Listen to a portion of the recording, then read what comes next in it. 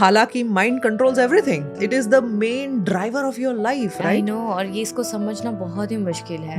Close your eyes and remember एक childhood experience जिसमें आप बहुत खुश थे, तुरंत फ्लैश हो जाएगा। आपको पहले तो ये समझना होगा कि गुटन इज ओके, वो इमोशंस है, वो फीलिंग है, एंड वो नॉट जस्ट अंदर मन में रहता है, that translates into the body. Psycho, neuro, physio, immuno, endocrinology. कुछ लोग स्टक हो जाते हैं and gradually goes into PTSD, और कुछ लोग उससे मूव थ्रू कर जाते हैं। कहते हैं कि मूव ऑन कर जाओ, मूव ऑन कर जाओ, why you still thinking about it, इसके बारे में सोचना छोड़ दो, इसके बारे में बात नहीं करो। तो ये जो चीजें हैं, ये ब्रेन के अंदर क्या एक्चुअल केमिस्ट्री कोई चल रही होती है, या ये वाकई उनके कहने से वी शुड स्टॉप? और 25 साल के रिश्ते के बाद एक पॉइंट ऐसा आया जहां पे हमारा रिश्ता खत्म हो गया। छोटी सी कुछ एक लड़ाई हुई होगी, इट वाज सो मिनिस्क्यूल, आज भी मैं अगर उसके बारे में सोचूं, और हमारा रिश्ता खत्म हो गया। I could not take that. मतलब मेरा जो अटैचमेंट था वो almost comparable to a drug addict था। और ये तभी होता है कि मूव ऑन। कौन से ड्रग एडिक्ट बोलता है हाँ हाँ जी मैंने कल से छोड़ दिया? हाँ जी, because those chemicals will keep on craving. हाँ वो जी। रिसेप्टर जितने जितने ब्रेन में होते हैं वो चेंज हो जाते हैं, पूरी मॉलिक्यूलर केमिस्ट्री चेंज हो जाती है, स्ट्रक्चर चेंज हो जाता है। हर डॉक्टर, हर बंदा, या आपके बड़े भी यही कहते हैं, सोना,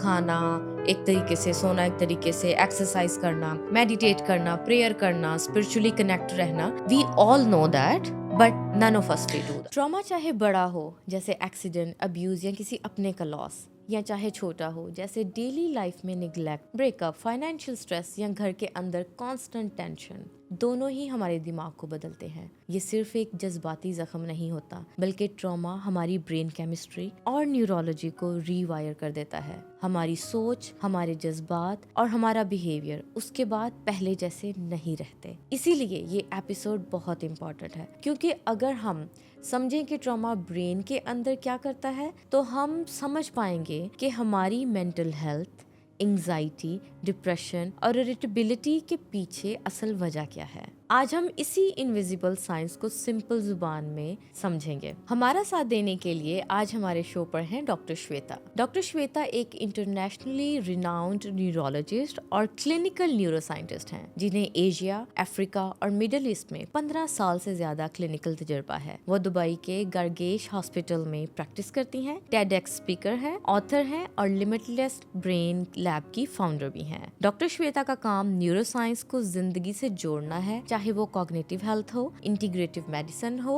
या न्यूरो रिहेबिलिटेशन हो। आज वो हमें समझाएंगे कि ट्रॉमा ब्रेन की फिजियोलॉजी को कैसे बदलता और कैसे इसके इमोशनल और बिहेवियरल सिम्टम्स हमारी जिंदगी पर असर डालते हैं। So let's welcome doctor Shweta. Hi doctor Shweta, जो मेरा सबसे इम्पोर्टेंट क्वेश्चन है और जिसके लिए मैंने आपको बुलाया है, हमारे ना कल्चर में एक कहावत मशहूर है कि ये सब कुछ तुम्हारे दिमाग के अंदर है। तो मैं आपसे ये जानना चाहती हूँ कि दिमाग जो है, क्या ये एक वाकई रियल ऑर्गन है या सिर्फ ये हमारे दिमाग का धोखा है, क्योंकि ये हमारे दिमाग के अंदर है? बहुत बढ़िया सवाल पूछा आपने।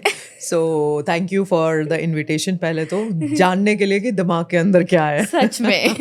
सो I call myself a brain plumber, because मेरा काम ही है ब्रोकन ब्रेन्स को फिक्स करना। बट वो इतना बोरिंग काम है, लाइक यू नो, बहुत दर्द होता है when you see a young person. अभी मेरे पास कुछ लास्ट वीक में आई थी 11 साल की बच्ची जो बोल रही है अरे मुझे तो मेरी लाइफ को एंड कर देना है। तो जब आप ये सब देखते हो और जब आप ब्रेन के पावर्स को समझते हो तो बड़ा यू नो शौक लगता है कि we have to educate people कि भाई इसमें जो खजाना भरा है उसको आप एक बार टैप कर लो तो लाइफ क्या कुछ भी आप आसान कर सकते हो। तो सबसे पहला आपका जो सवाल है कि दिमाग सही में है वाकई में, yes, you can pull out the brain and you can dissect the brain also. आप उसको अलग अलग कर सकते हो, आप उसको लैब में देख सकते हो। लेकिन सही जो अगर हम एनालॉजी से बात करें ना, तो कंप्यूटर के अंदर में एक होता है हार्डवेयर, तो वो है हमारा ब्रेन, और सॉफ्टवेयर जो है वो है मन। हाँ, तो माइंड, जो जहन है, हाँ जो जहन है, माइंड है, जो हम बोलते हैं ना mind is playing games. Yes. So mind is like a software. So we can't see the mind, but जो mind का, मन का जो ऑपरेशन है वो ब्रेन के बाहर आता है। तो जब हम ब्रेन को स्टडी करते हैं, ब्रेन के अलग अलग पार्ट्स को स्टडी करते हैं, अलग अलग वेव्स को स्टडी करते हैं, तो automatically we boil down to कि हम सोच कैसे रहे हैं। सही, क्योंकि मेरा जो सबसे बड़ा स्ट्रगल है, जितने भी सालों से मैं प्रैक्टिस में हूँ, जैसे आपने बोला कि 11 इयर्स की बच्ची आई and she just wants to end her life. अब वही बच्ची जब मेरे पास थेरेपी में आ रही है, बच्ची के साथ तो काम करना है, लेकिन पेरेंट्स क्या बोल रहे हैं कि ये सब कुछ इसके जहन में है। बिल्कुल। वो जो बात है ना कि समझाना कि जहन एक रियल चीज़ है। हाँ जी। अगर इसके जहन के अंदर है तो ऐसा कोई स्विच नहीं है कि वो बोलेगी कि मेरे जहन के अंदर है, बाबा ने बोल दिया है तो मैं इसको स्विच ऑफ कर देती हूँ। बिल्कुल। और अब जाहिर सी बात है, मान लीजिए कि कल अगले हफ्ते हम जा नहीं रहे, आई विश हम जा रहे होते, अगर हम स्विट्जरलैंड वैकेशन पे जा रहे होते तो हमारा ऑलरेडी मन वहाँ पे होता, we would have already been transported there, right? अगर Yeah. मुझे मान लो टो में पेन हो रहा है, दर्द हो रहा है, कुछ भी शदीद दर्द है, तो ऑटोमेटिकली मेरा मन वहीं पे है। So which means your mind actually travels across dimensions. तो ये सारे लोगों को समझना बहुत ज़रूरी है कि बाहर से जो चोट लगती है वो तो दिखती है, and people are very empathetic, अरे भाई चोट लग गई है, फ्रैक्चर है, अरे इसको ये कर दो वो कर दो, लेकिन मन की जो बीमारी है या मन में जो चल रहा है वो रियल है, it is real. And south Asian families में ये मुझे पता नहीं क्यों लगता है कि स्टिग्मा हमने क्यों बना के रखा है, हालांकि mind controls everything. It is the main driver of your life, right? I know, और ये इसको समझना बहुत ही मुश्किल है। और जैसे आप बात कर रहे हो कि चोट लगती है तो लोग समझते हैं, ठीक है। अब जैसे जहन ब्रेन की बात करें और मन की बात करें तो ऑब्वियसली अगर ब्रेन में कोई प्रॉब्लम आता है, जैसे आप न्यूरो साइंटिस्ट हो, न्यूरो सर्जन्स होते हैं, तो जब मन में प्रॉब्लम आता है तो साइकोलॉजिस्ट होते हैं, EMDR थेरेपिस्ट होते हैं, साइकेट्रिस्ट होते हैं। तो अब जब ब्रेन के अंदर तो सर्जरी तो करा लेंगे, तो इसका मतलब है कि जब ब्रेन में दो तरह के हम जो है ट्रॉमाज उसको एक्सपीरियंस कर सकते हैं, राइट? तो अगर आप उसको एक्सप्लेन कर दें, जो दो तरह के, एक तो जहन का हो गया और एक दिमाग का हो गया। सो दिमाग तो बड़ा सा मैथमेटिकल है। दिमाग में मान लो कि मुझे चोट लग गई और मेरे स्पीच का एरिया डैमेज हो गया है, जहाँ पे मैं बोल सकती हूँ या जहाँ पे मैं समझ सकती हूँ, इफ दैट इज डैमेज तो जाहिर सी बात है मैं बोल नहीं पाऊंगी, my output will not be there when I am speaking. तो वो एक हो गया जहाँ पे फिजिकल चोट लगी है, जहाँ पे स्ट्रोक, लकवा भी मार गया, या जो भी बीमारी है जहाँ पे ट्यूमर भी हो सकता है, ब्रेन के अंदर का मैलिग्नेंसी जो हम बोलते हैं, तो वो उसमें डैमेज वो फिजिकल डैमेज है। तो जब हम ब्रेन को उठाते हैं तो हमें पता चलता है कि हाँ, there is a part of the brain which is damage actually.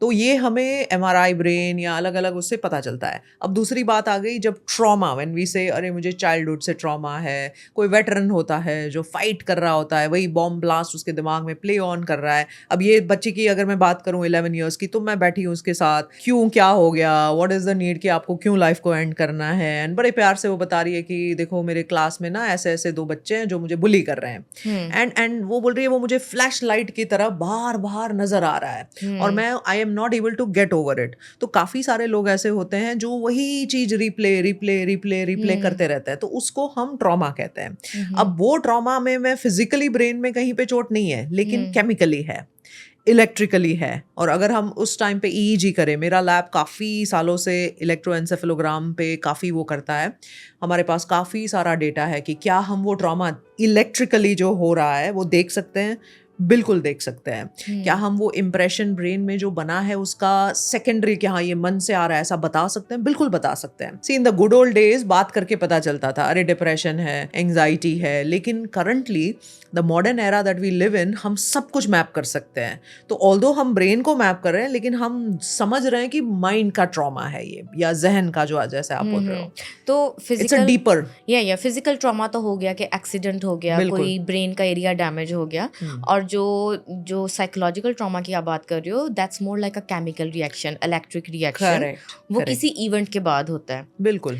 तो ना पिछले साल और जब से इनफैक्ट टिकटॉक आया है, बहुत ज़्यादा ना लोग दो साइड पर हैं। एक तो लोग अपने ट्रॉमास के बारे में बहुत बात कर रहे हैं, और दूसरी साइड पे एक लोग हैं जो कहते हैं कि आजकल तो ट्रॉमा का वर्ड एक ट्रेंड बन गया है। बिल्कुल। तो आई थिंक मैं आपसे ये जानना चाहूँगी कि आपके नज़दीक as a neuroscientist what trauma exactly is. कि लोग कहते हैं कि जब तक तुम सेक्सुअली अब्यूज़ नहीं हो, फिजिकली अब्यूज़ नहीं हो, या आपका कोई कार एक्सीडेंट नहीं हुआ, तो इसको ट्रॉमा कंसिडर करते हैं। तो वो जो एक बड़ा ट्रॉमा और एक छोटा ट्रॉमा जिसके बारे में जब लोग बात करते हैं तो उनको इनवैलिडेट कर दिया जाता है, अगर आप उनका डिफरेंस समझा दें हमें।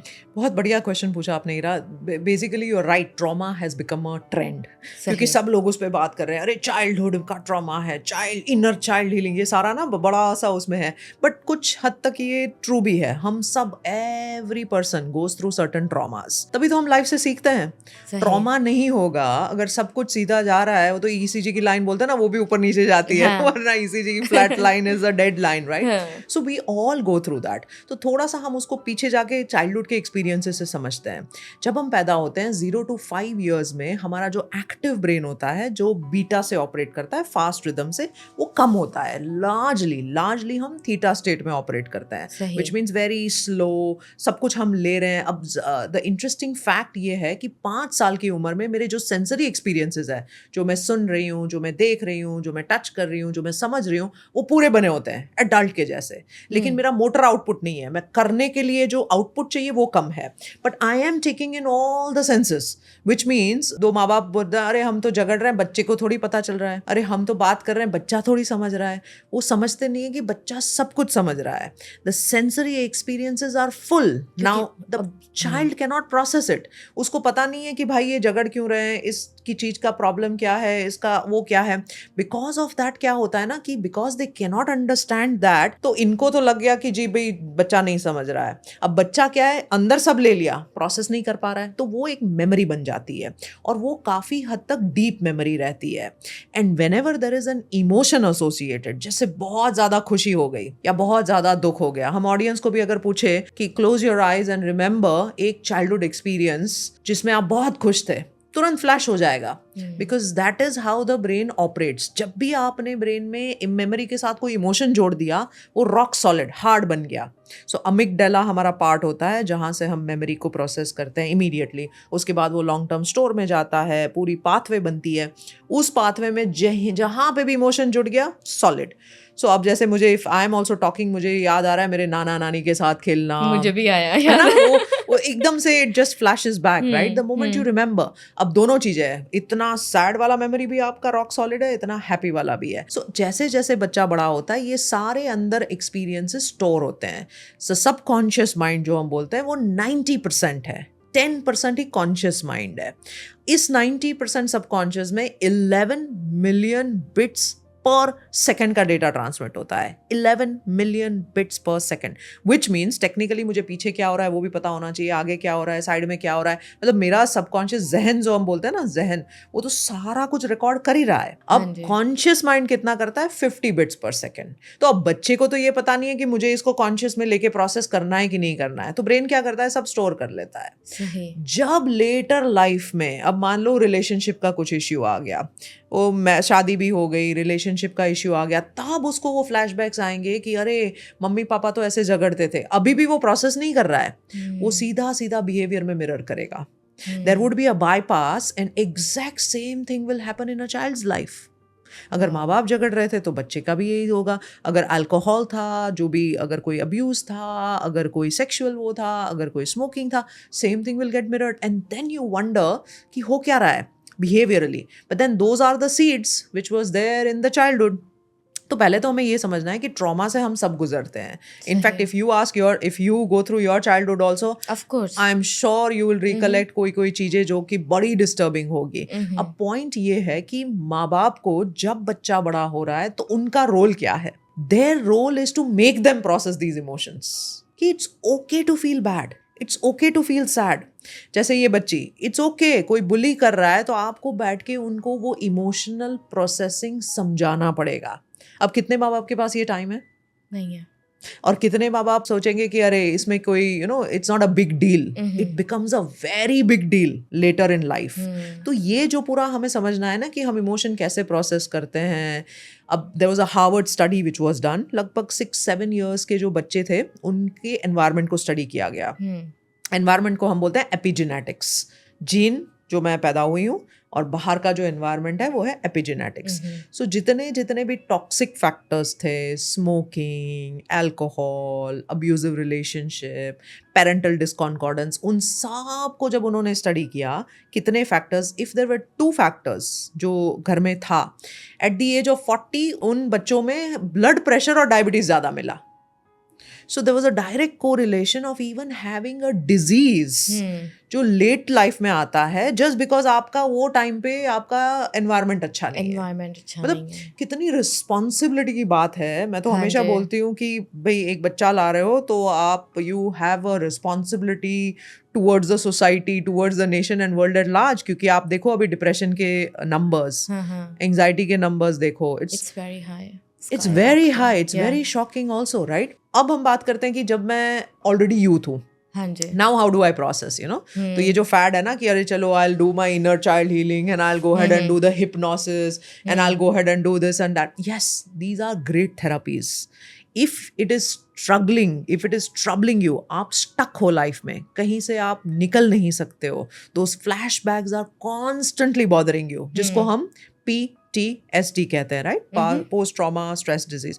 विच मीन्स क्या हो गया, आपकी जो रेगुलेटिंग सिस्टम है, इमोशनल रेगुलेटिंग सिस्टम, वो ये समझ नहीं पा रही है कि वो पहले तो पास्ट में था, वो रिले करता ही रह रहा है, रिप्ले करता ही रह रहा है। तो उसको ब्रेक करने के लिए you go back to that childhood experience, memory and resolve it. उतना ही काम होता है। ठीक है, तो ये तो आपने बहुत अच्छी बात की है कि मतलब पेरेंट्स ये सोचते हैं कि हम लड़ रहे हैं बच्चे को, तो बच्चा तो छोटा है, उसको समझ नहीं आ रहा। I think this is something really to highlight कि बच्चा वो आपकी सारी एनर्जी एब्जॉर्ब कर रहा है। और दूसरी बहुत अच्छी बात आपने बोली है कि हम सब इससे गो थ्रू करते हैं। सो द मेन डिफरेंस कि हम सभी गो थ्रू करते हैं, so why do certain people move on और उसको प्रोसेस कर लेते हैं, and why do certain people get stuck in that? Beautiful question, beautiful question. So पहले तो हम ये समझते हैं कि एक होता है हमारा प्री फ्रंटल कॉर्टेक्स, जो आगे की तरफ फ्रंट में होता है। हाँ जी, यहाँ पे, हाँ जी, पूरा फ्रंटल कॉर्टेक्स होता है। और जब हम अंदर जाते हैं तो एक सिस्टम होता है जिसको हम बोलते हैं लिम्बिक सिस्टम। लिम्बिक सिस्टम छोटा सिस्टम होता है, but it's an emotional processing system या emotional regulating system. So emotional system और ये रैशनल सिस्टम या फ्रंटल कॉर्टेक्स, ये दोनों ना सी सॉ की तरह काम करते हैं। They work like seesaw. तो अगर मेरा इमोशनल सिस्टम एकदम फायर्ड है, जहाँ से मैं सारे थ्रेड्स को स्कैन कर रही हूँ, हाँ, ये मेरे लिए अच्छा है, ये मेरे लिए नहीं अच्छा है, ये सेफ है, ये नहीं सेफ है, because idea was to keep me safe. तो वो पूरा स्कैन करके 4 F निकालता है, fight, flight, fear and freeze. So it is always doing that. तो इसका काम ही fight, flight, fear and freeze है।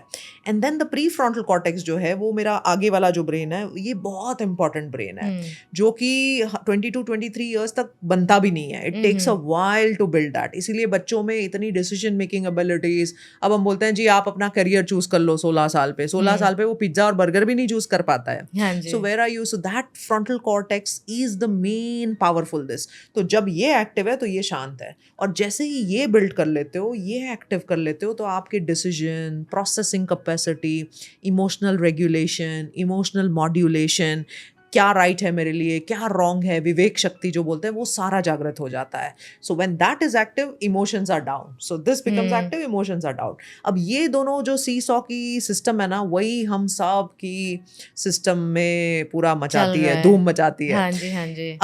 अगर मेरा फ्रंटल कॉर्टेक्स वेल डेवलप नहीं है और इमोशनल सिस्टम ही मेरी आगे, विच मीन्स, अब इंटरेस्टिंग चीज ये है, उस इमोशनल ब्रेन में कोई वर्बल आउटपुट नहीं है। There is no output of speech, which means कि मैं इमोशन फील करती हूँ लेकिन मैं बोल नहीं पाऊंगी, उसको नाम नहीं दे पाऊंगी, उसको मैं नाम नहीं दे पाऊंगी, उसको मैं कुछ जाहिर नहीं कर पाऊंगी। तभी वो घुटन होती है। हाँ। घुटन क्यों होती है? क्योंकि उसके पास शब्द नहीं है। सही। अब थेरापिस्ट क्या करता है? बुलवाता है। हाँ जी। कि भाई तुम बोलो, उसको आइडेंटिफाई करो, तुम्हें क्या लगता है, तुम बात करो। When you start to speak, your pre frontal cortex kicks in, क्योंकि उसके पास बोलने का पावर है। सो जब आपने इस सर्किट को अपने आप से डिफ्यूज कर दिया, तो automatically that person will feel good. Catharsis जो हम बोलते हैं कि भाई साइकोलॉजिस्ट के पास आप गए और आपने ये बात जाहिर करी, नॉट जस्ट साइकोलॉजिस्ट, आप लिख भी दो। आई am a huge fan of scribing, कि जो आपको परेशान करता है आप उसको वर्ड्स देके लिख दो, क्योंकि आपने क्या किया, धीरे धीरे करके प्री फ्रंटल कॉर्टेक्स को बनाया। अभी when this kicks in, a lot of processing, जो आप बोल रहे हो ना, processing happens, but making that processing is also a process. आपको पहले तो ये समझना होगा कि घुटन इज ओके, वो इमोशंस है, वो फीलिंग है, एंड वो नॉट जस्ट अंदर मन में रहता है, that translates into the body. There's psycho, neuro, physio, immuno, endocrinology. It's an axis. Psycho, neuro, physio, immuno, endocrinology. ऊपर से जाते हुए नीचे सारा कुछ डैमेज करता है. मेरा पल्स ठीक नहीं रहेगा, मेरा ब्लड प्रेशर ठीक नहीं रहेगा, मेरी सारी ऑर्गन सिस्टम्स को लोड पड़ेगा, मेरे हार्ट को लोड पड़ेगा. All this because I'm constantly unable to process that and solve it. तो हमेशा प्रॉब्लम में भी हम बोलते हैं there are 3 ways to solve. Okay, there is solve, बात करो, बैठो, टेबल पे हम बोलते हैं ना डिस्कस करो. Then there is resolve which means pre frontal cortex को लाओ, समझो कि ये इमोशन क्या है, what is the reason behind it, rational behind it, तो उसको बोलते हैं हम resolve.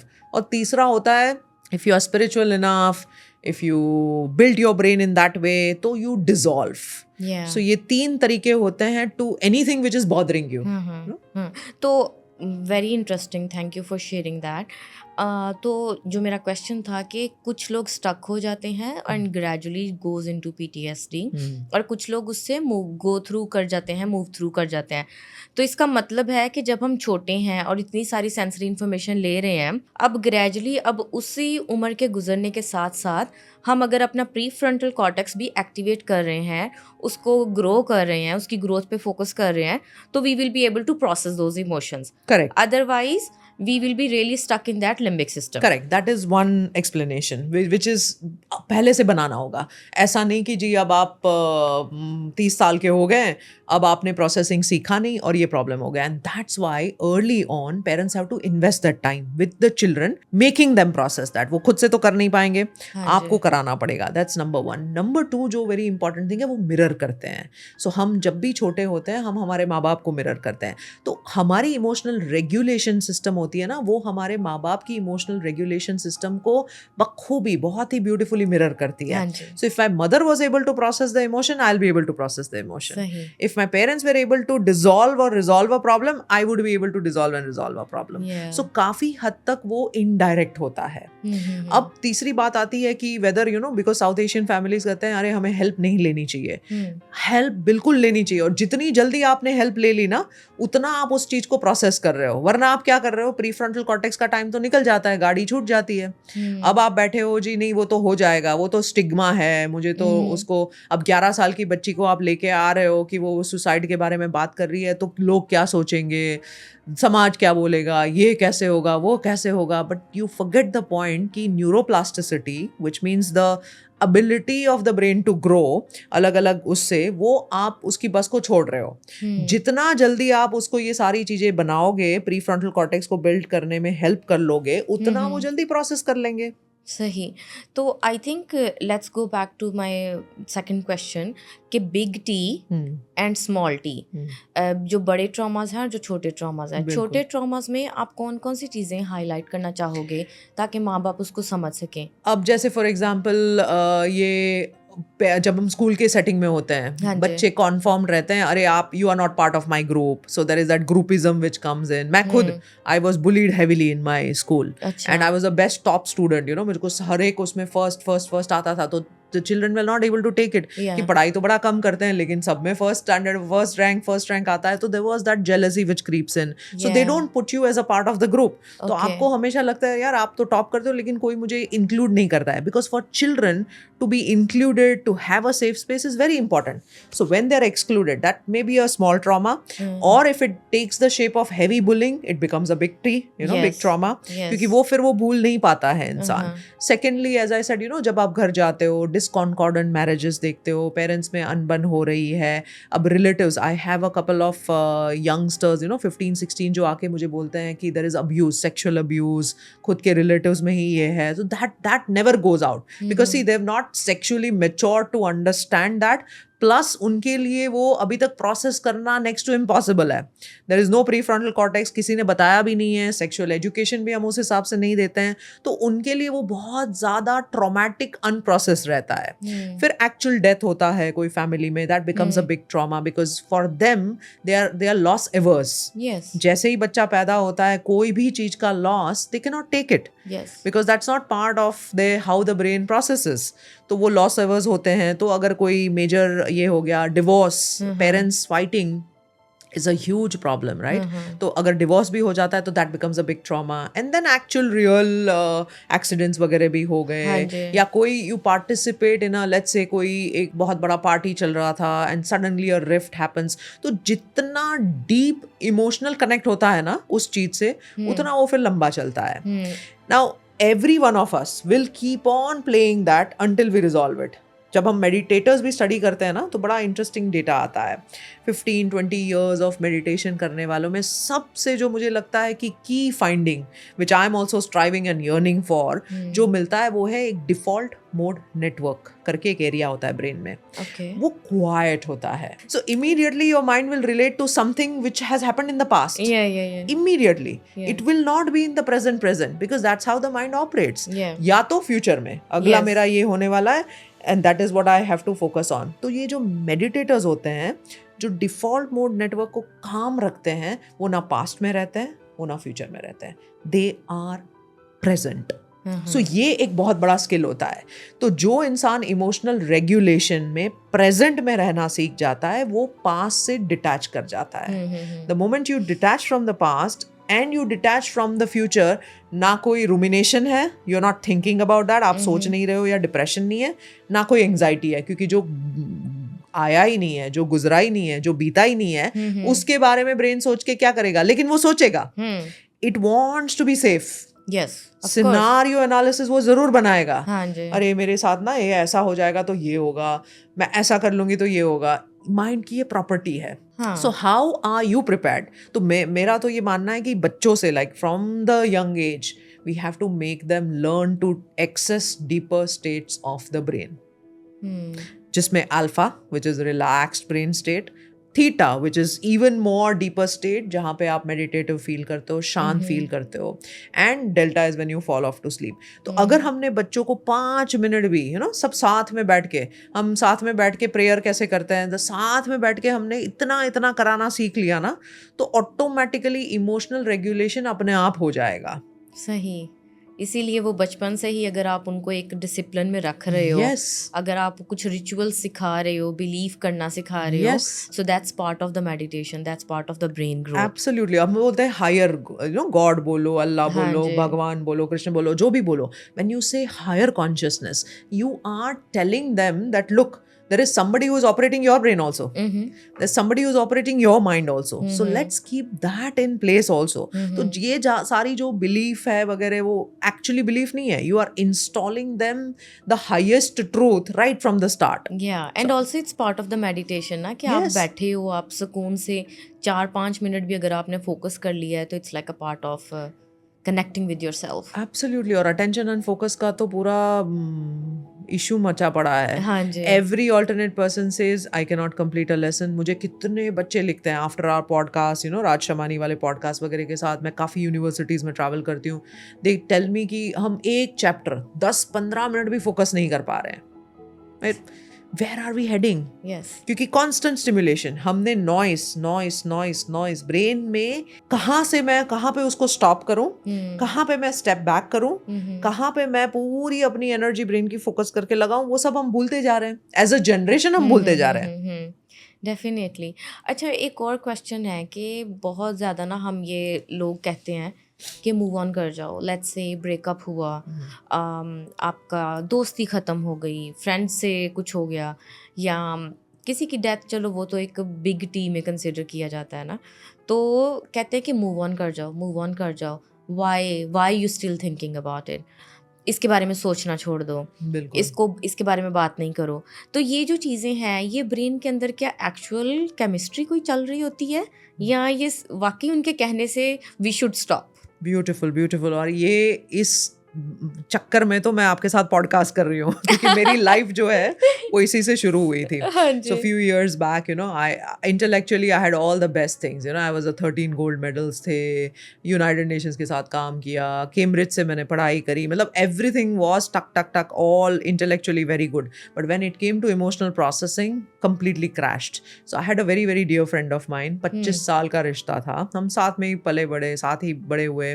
She went into a different field, मैं मेडिसिन में आ गई, और 25 साल के रिश्ते के बाद एक पॉइंट ऐसा आया जहाँ पे हमारा रिश्ता ख़त्म हो गया। छोटी सी कुछ एक लड़ाई हुई होगी, इट वॉज सो मिनिस्क्यूल, आज भी मैं अगर उसके बारे में सोचूं, और हमारा रिश्ता ख़त्म हो गया।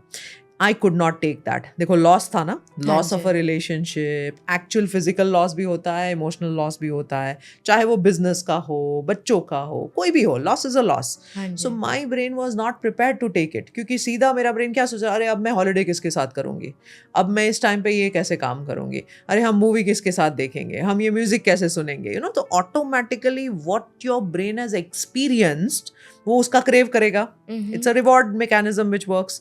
सो आई वाज विजिटिंग यूएस, और यूएस में एक फंक्शनल एमआरआई का रोमांटिक ब्रेकअप का स्टडी चल रहा था। So I asked the professor, मेरा रोमांटिक ब्रेकअप तो नहीं है लेकिन फ्रेंडशिप ब्रेकअप है, can you study functional MRI for me. पेट भी कर रहे थे वो, काफ़ी कुछ कर रहे थे, एंड ईजी भी हो रहा था। तो मैंने कहा, but he said it is a lot of expense, you know, $20,000 out of your pocket. I said I don't mind, you know, पे करो, मुझे देखना है हो क्या रहा है, because I was in so much pain. मतलब रोज वही फ्लैशबैक, सेम थिंग। मेरे घर पे तो my mum and dad are both medical field में है, उन्होंने तो बोर्ड लगा दिया था कि अब इसके बारे में बात होगी तो हम घर से जा रहे हैं, to that extent, you know, because you keep talking about, because you want to process it. Exactly. आप बोलना चाह रहे हो लेकिन कितना बोल पाओगे। हाँ. और सोचो, I come from a field where I have access to psychologist, I have access to psychiatrist, I have access to my own neurology friends, right. लेकिन वो इतना पेनफुल होता है, it's difficult for you to even process internally. मतलब आप खुद भी बहुत बड़ा, तो मूव ऑन तो भूल जाओ, मूव इन ही होता है, there is no move on. So it was very difficult. जब मैंने वो फंक्शनल स्कैन देखा, जब मैंने EEG को पूरा समझा, तब मुझे समझ में आ गया कि oh, the ventral tegmental area is affected, which is एक area of the brain which जो हेरोइन एडिक्ट्स में देखने को मिलता है।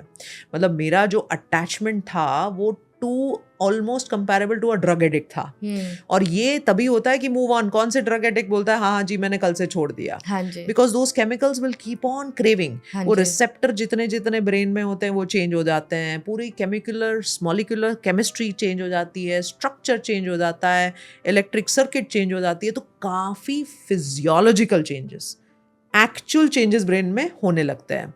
So which means the brain can not go back to that state, क्योंकि वो तो घायल है, इंजर्ड है, and to that extent it's a physical injury in that form, क्योंकि वो आपको इसमें नहीं दिखता है, लेकिन जब आप इलेक्ट्रिकल देखते हो तो उसमें दिखता है। तो my emotional brain was too weak, PFC भी नहीं बना हुआ था। अब मेरा काम क्या था कि भाई अब मुझे इसको बनाना है। I took it up as a challenge कि I will do anything at all to make this formula set। और जैसे जैसे मैं फिर ज़्यादा PFC के बारे में पढ़ती गई, मैं पीक परफॉर्मर्स को इन्वाइट करती गई कि talk to us, you know, somebody who has been a resilient person, somebody who has done something exceptional। Nicole का मैं काफ़ी एग्जाम्पल देती हूँ। She stood on Burj Khalifa with the Emirates Airlines का advertise, right? She went through so many accidents, she was in ICU for so long, she's a stunt woman, कितना कुछ उसकी life में गुजरा, फिर भी she did that stunt, you know। So I wanted to learn from these people who have gone through a lot and grown through life। तो जैसे जैसे मैं उनकी लाइफ स्टडी करते गई, उनके ब्रेन को स्टडी करते गई, मुझे अपनी फॉर्मूला धीरे धीरे सेट होने लगी कि ये जो अमिगडाला या ये जो इमोशनल सिस्टम है और ये प्री फ्रंटल कॉर्टेक्स का जो मेरा डिसबैलेंस चल रहा है, उसको धीरे धीरे धीरे मुझे उल्टा करना है।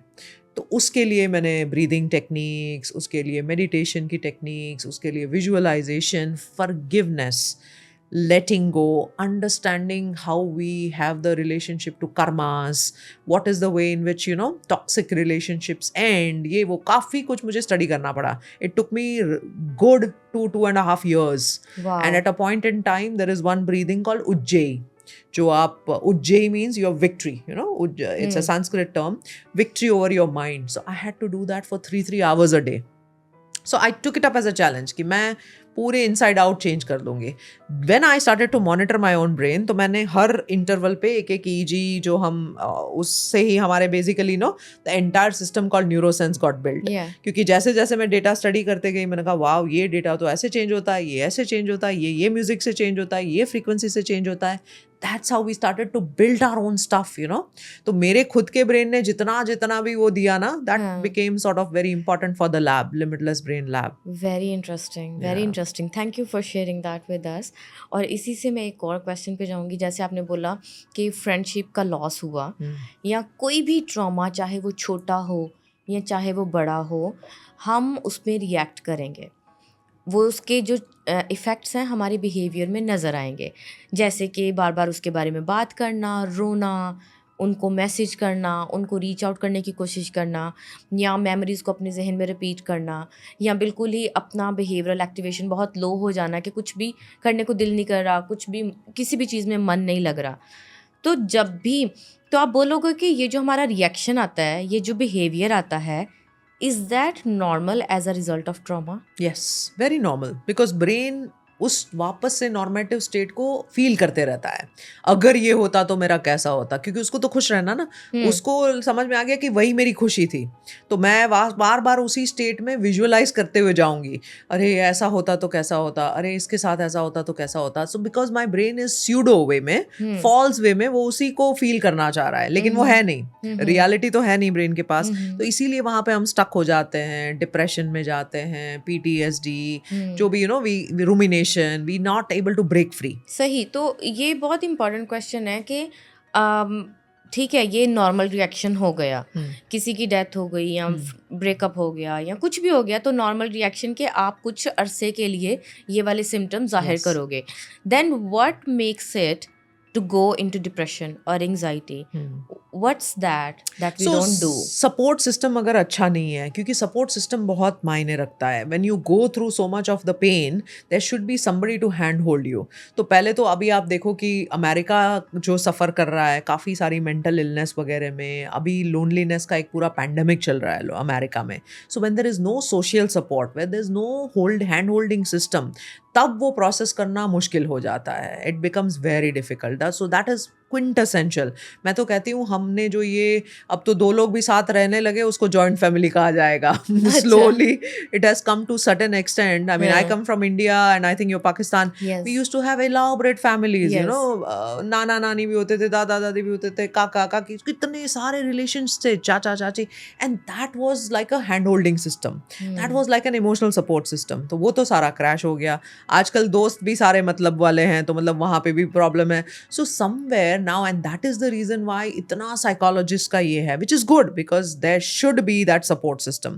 अगर इंटरनली नहीं है तो आपको एक्सटर्नल जाना पड़ेगा। इनफैक्ट यूरोप का मैं डेटा पढ़ रही थी, यूरोप का जो कॉलेज सिस्टम है ना, उसमें ऐसा कहते हैं कि every other student has their own personal psychologist, which is the current reality, which means कि जो पुराने ज़माने में हमारे दोस्त हुआ करते थे, वो अभी कन्वर्ट करके आप एक्सटर्नल साइकोलॉजी में कन्वर्ट हो रहे हो।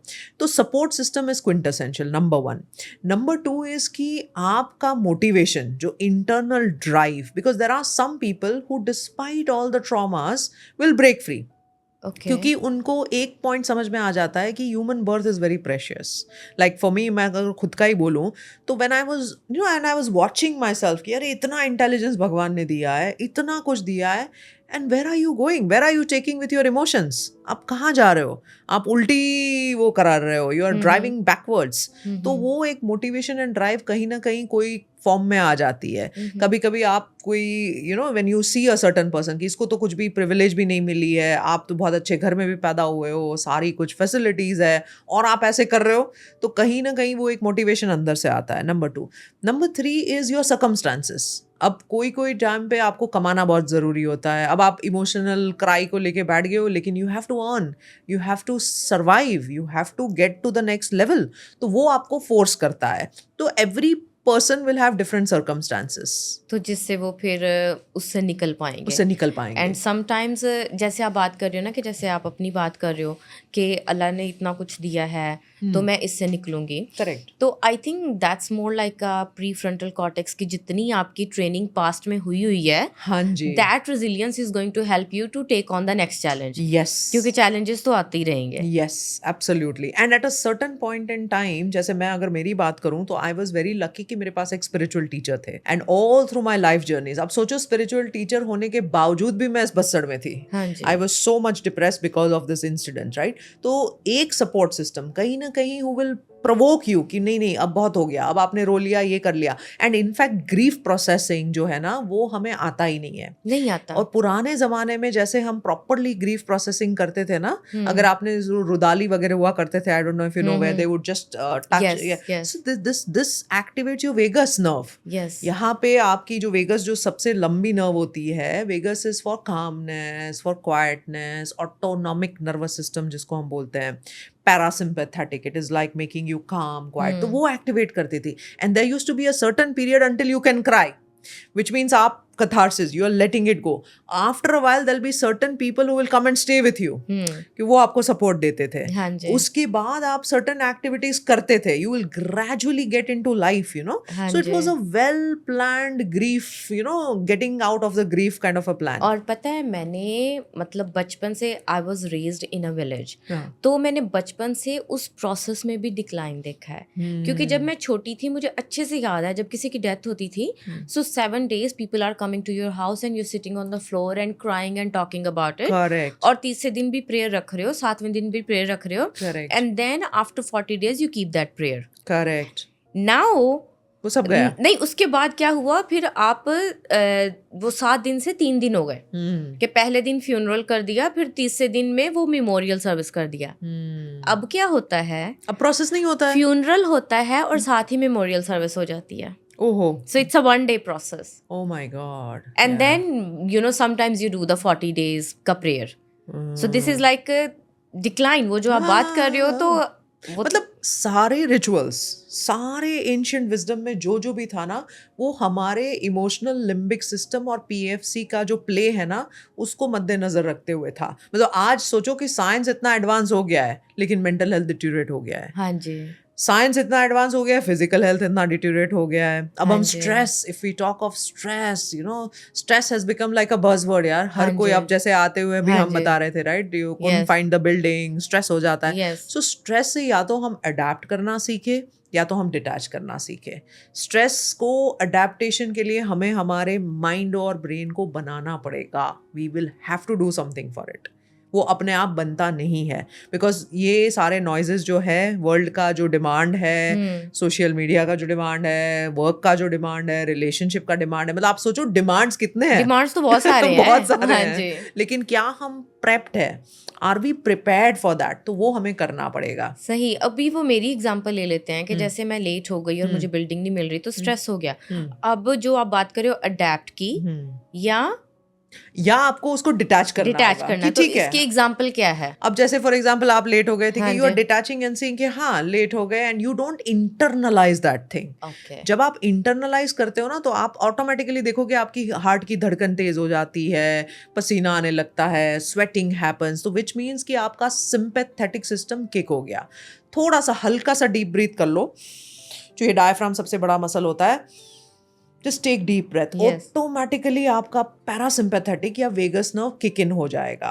हुबरमैन का एक बहुत अच्छा, there is a breathing this, what he does is, एक डीप ब्रेथ लो, दूसरा क्विक ब्रेथ लो,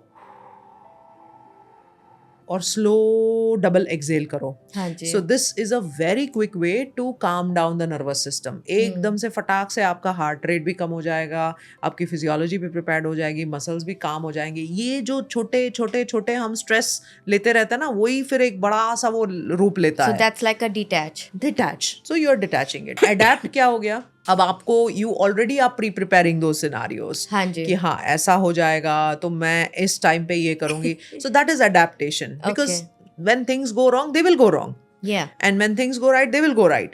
तो आप कहीं ना कहीं उस सिनारियो से मेंटली प्रिपेयर्ड हो. You have run through that scenario. That is adaptation. Yes. मेरा बॉस अच्छा काम नहीं, मतलब मेरा बॉस प्रॉब्लमेटिक है. जब भी मैं ये मीटिंग में जाऊंगी तो मेरा बॉस ऐसा ही कहने वाला है. The moment you replay that and visualize that in your brain, ना, brain will automatically prepare those chemicals and keep it for you.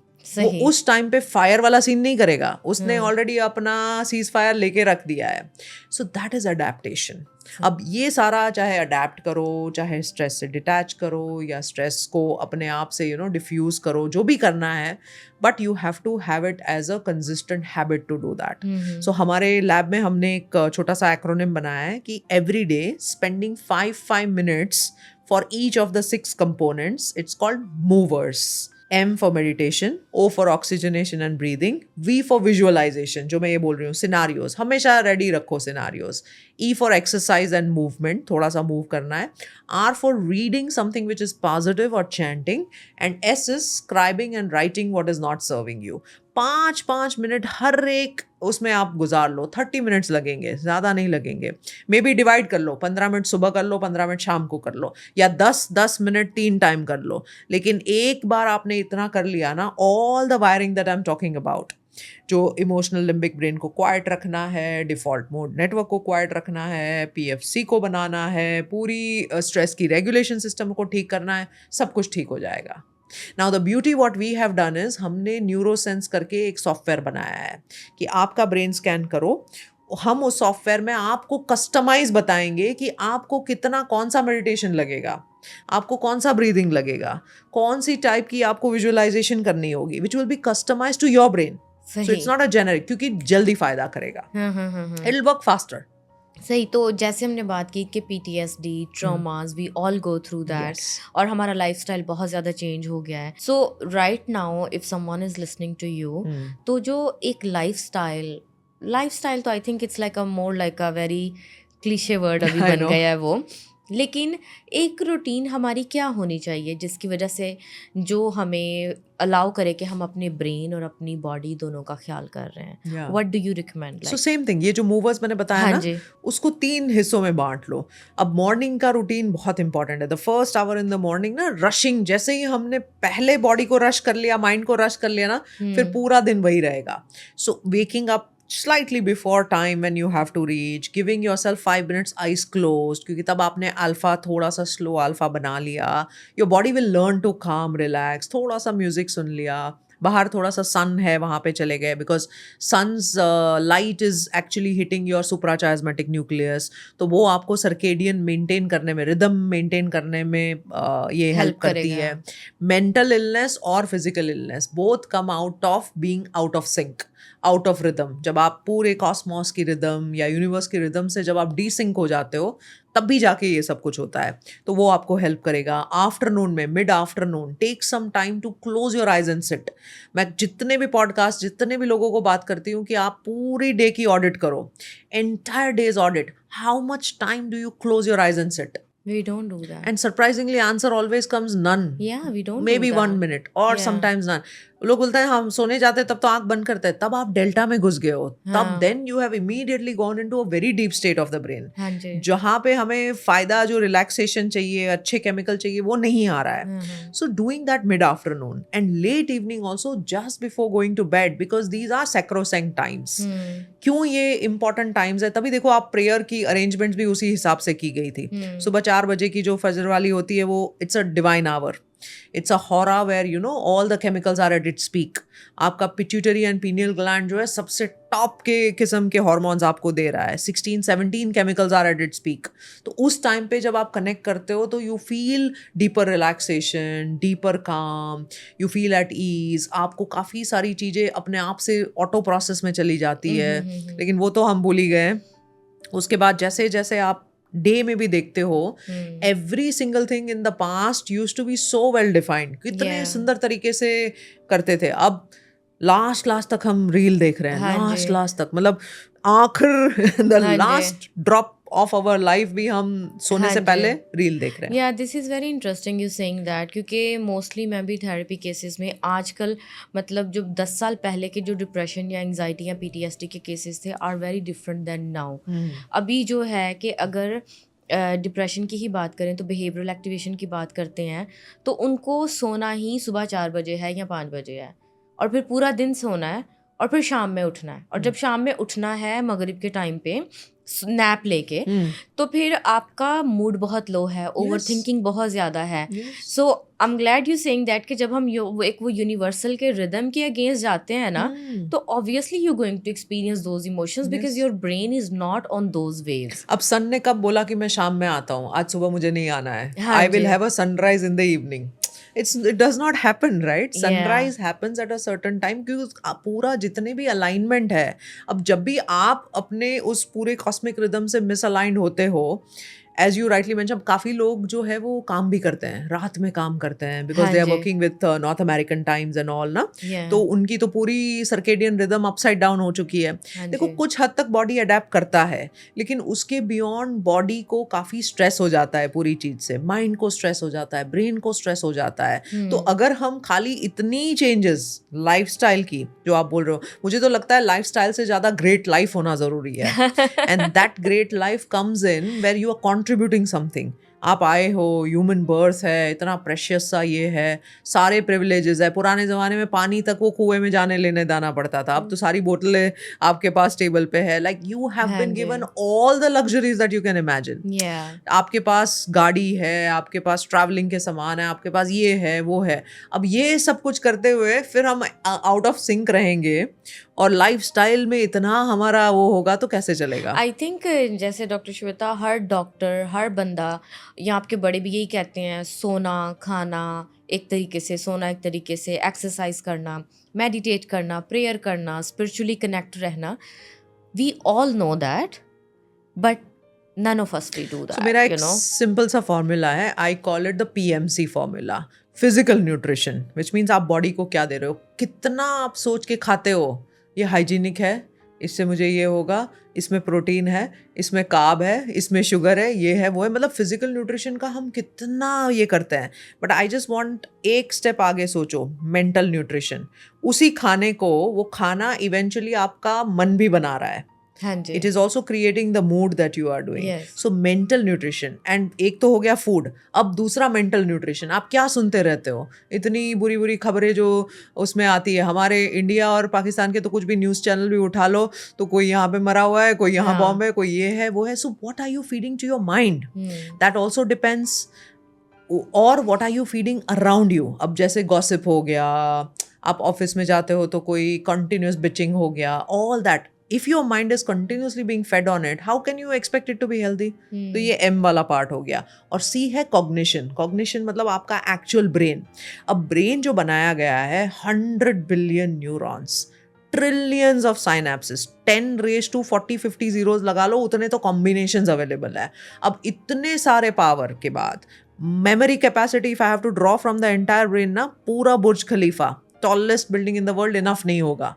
इतनी पावर के बाद हम क्या उससे करते हैं, हमारा जो 4 प्रिस्क्राइब्ड रूटीन और स्केड्यूल होता है ना, 4 वॉट एवर द प्रोजेक्ट, ये प्रोजेक्ट, वो प्रोजेक्ट, ये वो, उतने में हम फिर रहा, हम तो बहुत थक गए जी, सुबह से काम कर रहे हैं। So what are you feeding cognitively?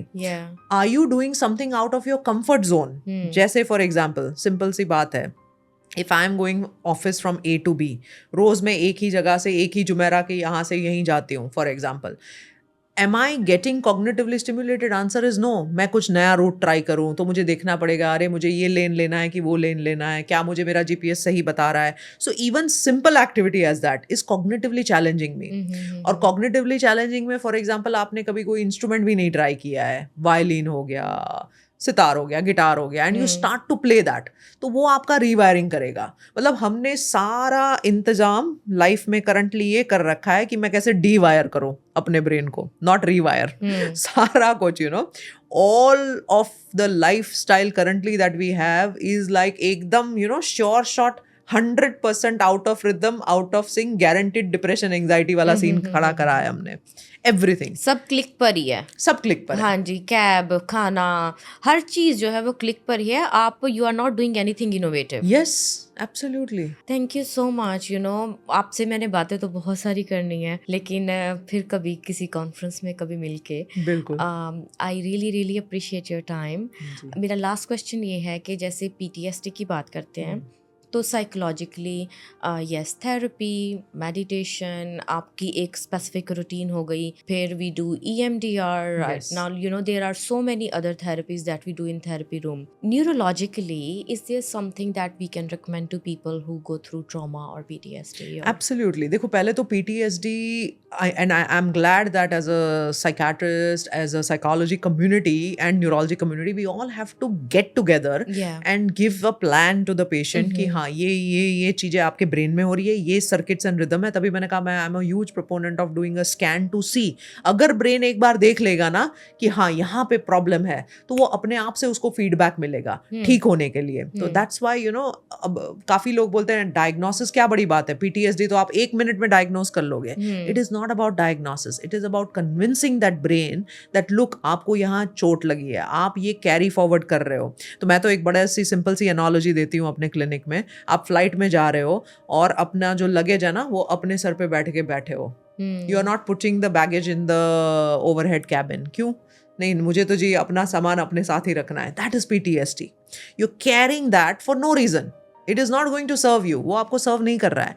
तो जब आप उस ब्रेन में ऑब्जेक्टिवली देख लेते हो तो एक स्टेप आप पार कर जाते हो। Second is you combine all these therapies together and then you work. तो मैं I am a huge fan of light therapy, sound therapy, neuromodulation, neurofeedback. You basically trying to rewire those circuits. जो pre frontal cortex और जो amygdala का हम ये seesaw बात कर रहे थे, there is a bridge between the two. तो आप उस ब्रिज को एक्टिवेट करते हो where the emotional regulation and processing will start to happen from PFC.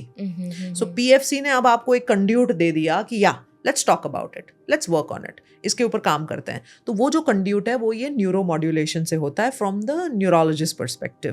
तो but we all have to combine everything. Yes, so emotions जैसे आप EMDR बोलते हो, देन EFT है, जो भी any technique which is leading you to process that emotion must be done, and you should not shy away from visiting any of us because as I said, brain is very powerful. Exactly. Let's access that treasure and we do our best so that we bring the best of the brain. Yes, thank you so much. And I think उसका सबसे बड़ा step है acceptance कि yes, traumas are there and they impact our brain and brain is legit, it's real. Yes.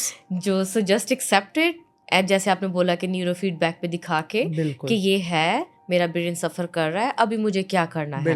Help is available, neurologist, psychiatrist, psychologist, everybody work together with their own approach according to your symptoms and you can heal. So aware, care and dare. Aware करो, care for it, and then dare to change.